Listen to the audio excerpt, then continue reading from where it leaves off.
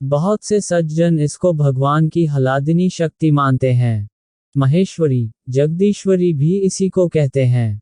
लक्ष्मी, सरस्वती, दुर्गा, राधा, सीता आदि सभी इस शक्ति के ही रूप हैं। माया, महामाया, मूल प्रकृति, विद्या, अविद्या आदि भी इसी के रूप हैं। परमेश्वर शक्तिमान है और भगवती परमेश्वरी उसकी शक्ति है। शक्तिमान से शक्ति अलग होने पर भी अलग नहीं समझी जाती। जैसे अग्नि की दाहिका शक्ति अग्नि से भिन्न नहीं है। यह सारा संसार शक्ति और शक्तिमान से परिपूर्ण है और उसी से इसकी उत्पत्ति, स्थिति और प्रलय होते हैं। इस प्रकार समझकर वे लोग शक्तिमान और शक्ति युगल की उपासना करते हैं। प्रेम स्वरूपा भगवती ही भगवान को सुगमता से मिल सकती है। इस प्रकार समझकर कोई कोई केवल भगवती की ही उपासना करते हैं। इतिहास पुराणादि में सब प्रकार के उपासकों के लिए प्रमाण भी मिलते हैं। इन महाशक्ति रूपा जगज्जननी की उपासना लोग नाना प्रकार से करते हैं। कोई तो माहेश्वरी को ईश्वर से भिन्न समझते हैं और कोई अभिन्न मानते हैं। वास्तव में तत्व को समझ लेना चाहिए, फिर चाहे जिस प्रकार उपासना करे कोई हानि नहीं है। तत्व को समझकर श्रद्धा भक्ति पूर्वक उपासना करने से सभी उस प्रेमास्पद परमात्मा को प्राप्त कर सकते हैं। सर्वशक्तिमान परमेश्वर की उपासना।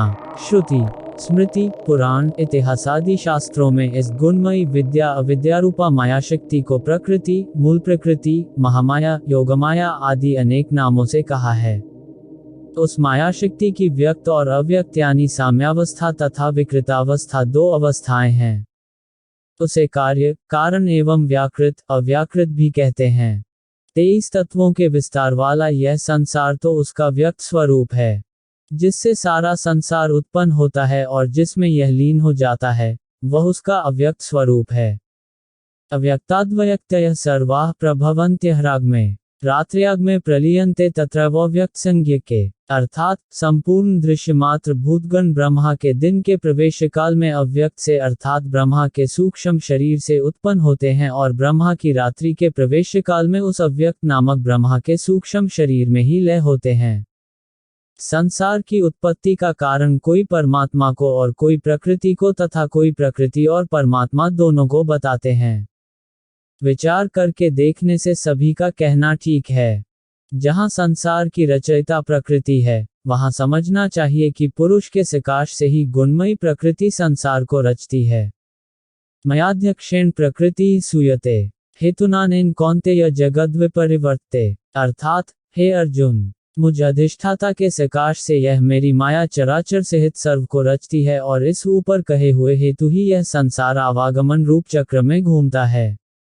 जहाँ संसार का रचयिता परमेश्वर है, वहाँ सृष्टि के रचने में प्रकृति द्वार है।